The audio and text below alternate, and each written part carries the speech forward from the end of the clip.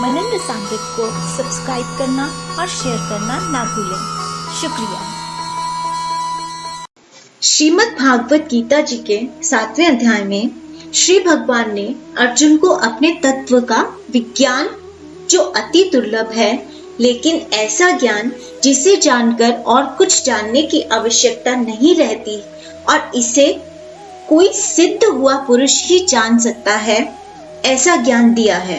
श्री भगवान कहते हैं कि मेरी दो प्रकृति रूप हैं, एक अपरा जड़ और परा चेतन, जिससे सारी सृष्टि बनी है। इसलिए इस सृष्टि की उत्पत्ति करता और प्रलय करता श्री भगवान है।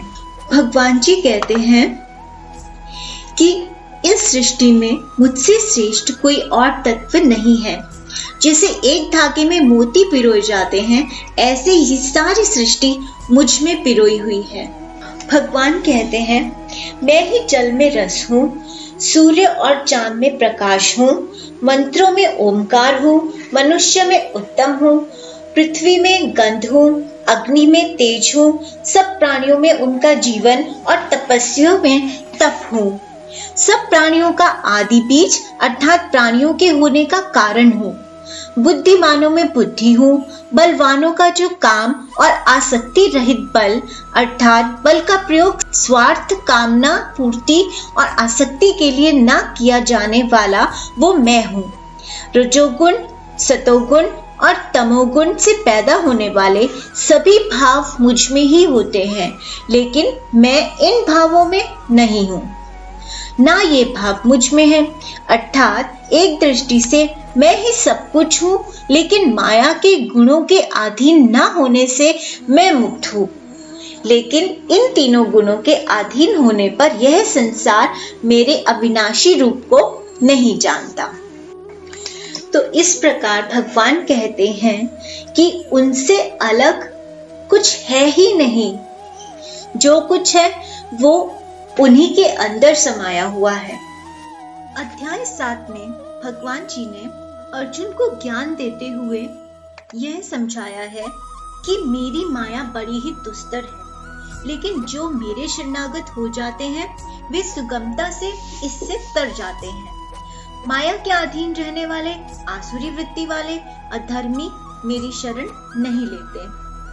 आगे भगवान बताते हैं कि 3 तरह के लोग ही उन्हें भजते हैं, जो कि विपदाग्रस्त हैं, इच्छा युक्त हैं या फिर जिज्ञासु और ज्ञानी हैं। लेकिन इन तीनों में से जिज्ञासु और ज्ञानी ही श्रेष्ठ हैं।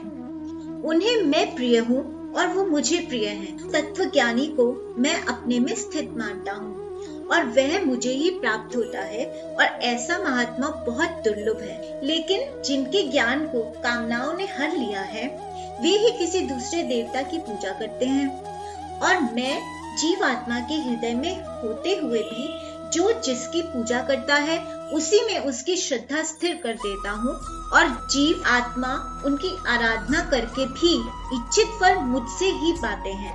लेकिन ये फल नाशवान है। अन्य देवताओं के उपासक उनके लोग जाते हैं, जबकि मेरे उपासक मेरे लोग आते हैं।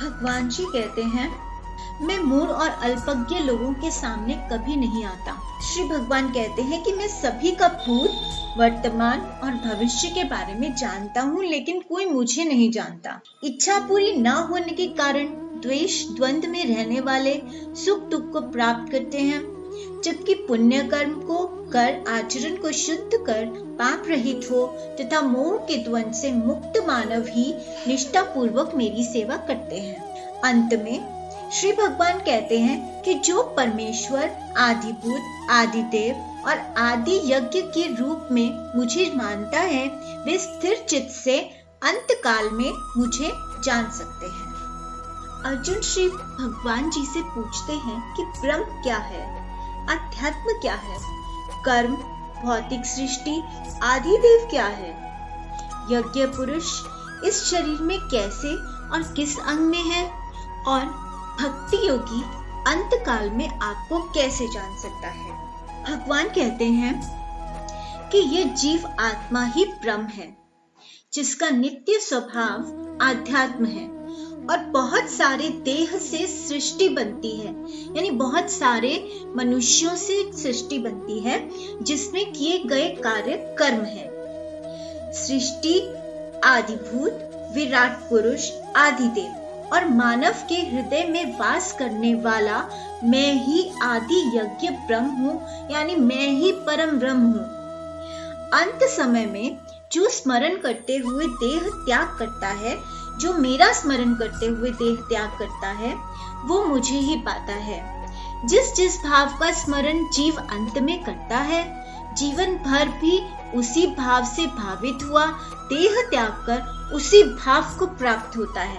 यानी अंत समय में हम जिसका भी स्मरण कर रहे होंगे, अगला जन्म हमें उसी का मिलेगा। आगे श्री भगवान अर्जुन से कहते हैं कि मन और बुद्धि को एकाग्र करते हुए श्री भगवान का ही चिंतन करें और युद्ध स्वरूप स्वधर्म का आचरण करें तो निसंदेह मुझे प्राप्त कर लोगे। जो पुरुष पुरुषोत्तम, जो कि सर्वज्ञ अनादि नियंता है, जो अरु से भी सूक्ष्म, सर्व लोक व्यापक, तेजोमयी, दिव्य स्वरूप वाले जगत के और भौतिक संसार से परे और अचिंत्य हैं, उनका सदैव स्मरण करने से उन्हीं की प्राप्ति होती है।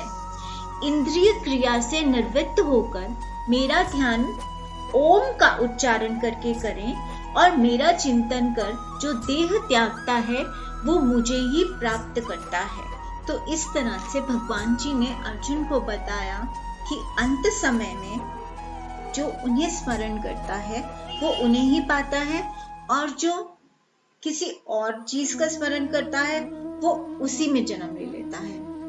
इसीलिए कोशिश करनी चाहिए कि हमें ऐसा अभ्यास हो जाए कि हम हमेशा ही भगवान को स्मरण करते रहें। अपनी सृष्टि के बारे में बताते हुए भगवान जी कहते हैं कि जब ब्रह्मा का एक दिन होता है तो सृष्टि प्रकट होती है, दिन भर कर्म के वश में रहती है और जब रात होती है तो सृष्टि का लय हो जाता है। इस व्यक्त और अव्यक्त जड़ प्रकृति के अलावा एक अन्य सनातन प्रकृति भी है जो कि सृष्टि के नाश हो जाने पर भी उसका नाश नहीं होता। वह परा और अविनाशी है। वही परम धाम अक्षर कहलाता है, जहाँ जाने वाला मनुष्य फिर संसार में नहीं आता, वो मेरे परम धाम में चला जाता है। परम पुरुष भगवान अनन्य भक्ति से प्राप्त होते हैं और अपने धाम में विराजमान होकर भी वे सर्वत्र विद्यमान हैं और सब कुछ उन्हीं में स्थित है।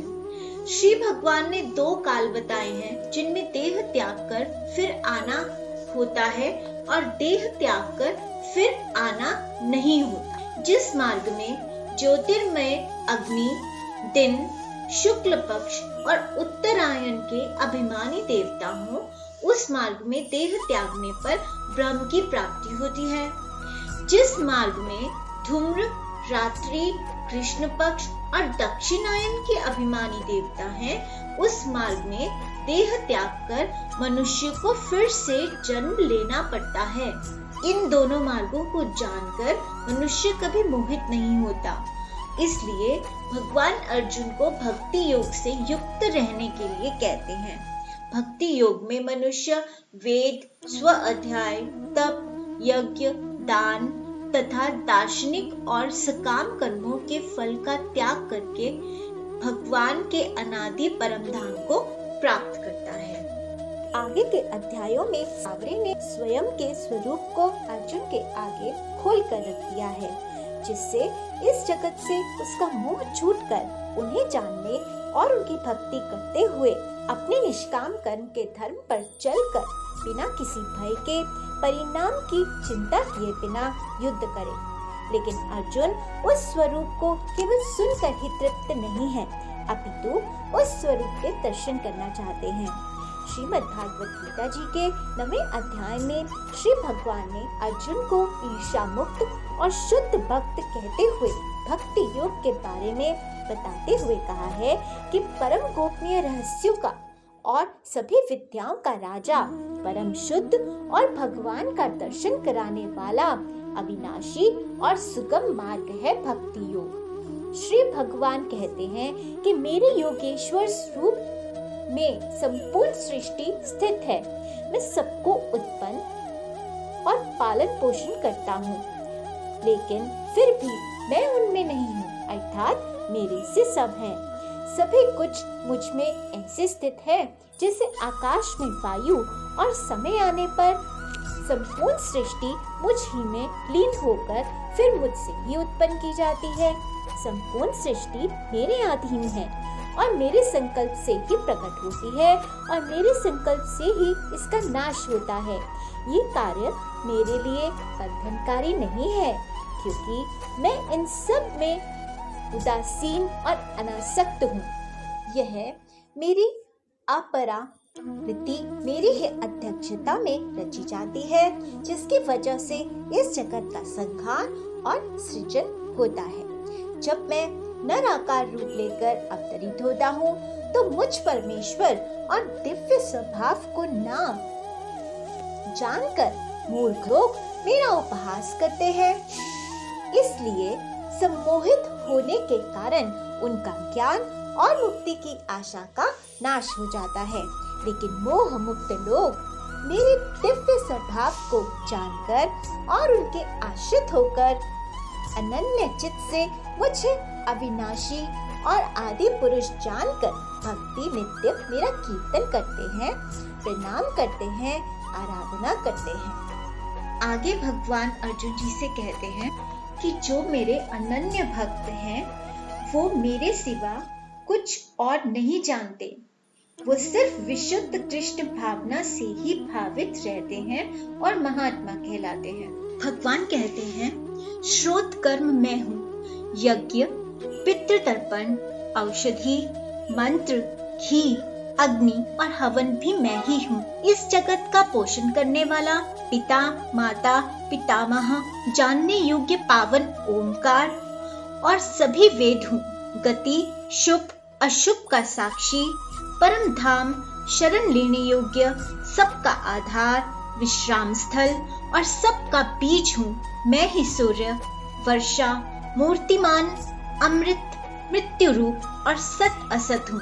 वैदिक कर्म करने वाले क्षणभंगुर सुख प्राप्त कर अपने पूजित देवता के लोक में जाकर पुण्य खत्म होने पर फिर मृत्यु लोक में आते हैं। जन्म मरण के चक्कर में पड़े रहते हैं। अन्य देवों की उपासना करने वाले मेरी ही उपासना करते हैं, लेकिन उनकी उपासना अविधि पूर्वक है। देवताओं को पूजने वाले देवता को, पितरों को पूजने वाले पितरों को और भूतों को पूजने वाले भूतों को प्राप्त होते हैं। मैं ही सब यज्ञों का भोक्ता हूँ। मेरे इस यथार्थ दिव्य स्वरूप को तत्व से न जानकर पुनर्जन्म में गिरते हैं। लेकिन जो मेरे भक्ति भाव से भजन करता है, उसका योगक्षेमम मैं स्वयं वहन करता हूँ। आगे का बहुत ही सुंदर श्लोक कहते हुए सांवरे कहते हैं कि कोई भी अगर प्रेम भक्ति के साथ पत्र, पुष्प, जल आदि मुझे अर्पण करता है, मैं उसे प्रीति सहित लेता हूँ। हे अर्जुन, तू जो कुछ कर्म, दान और तपस्या करता है, वो मेरे अर्पण कर। इससे कर्म बंधन से छूटकर कर्म सन्यासी होकर मुक्त चित्त से मुझे ही प्राप्त करेगा। मैं किसी से पक्षपात नहीं करता, द्वेष नहीं करता, सब में मेरा संभाव है। लेकिन जो मेरी प्रेमा भक्ति करते हैं, वो मुझ में स्थित हैं और मैं भी उनका प्रेमी हूँ। भगवान कहते हैं कि अगर कोई बहुत ही दुराचारी भी मेरी भक्ति करनी शुरू कर दे, तो उसे भी मेरा भक्त ही समझना चाहिए। वे सभी स्वधर्मात्मा होकर सदा रहने वाली शांति को प्राप्त करता है, क्योंकि मेरे भक्त का नाश नहीं हो सकता। मेरी भक्ति करने से पाप योनि में पड़े स्त्री, वैश्य या शूद्र भी पवित्र हो जाते हैं, और प्रेम भक्ति से जो मुझे बचता है, वे तो परम गति को पाते ही पाते हैं। इसलिए मेरा भजन कर, निरंतर मन में मेरा ध्यान कर, मेरा भक्त बन, मेरे ही पूजन कर, पूर्ण रूप से मुझ में तन्मय होकर मुझे प्राप्त कर।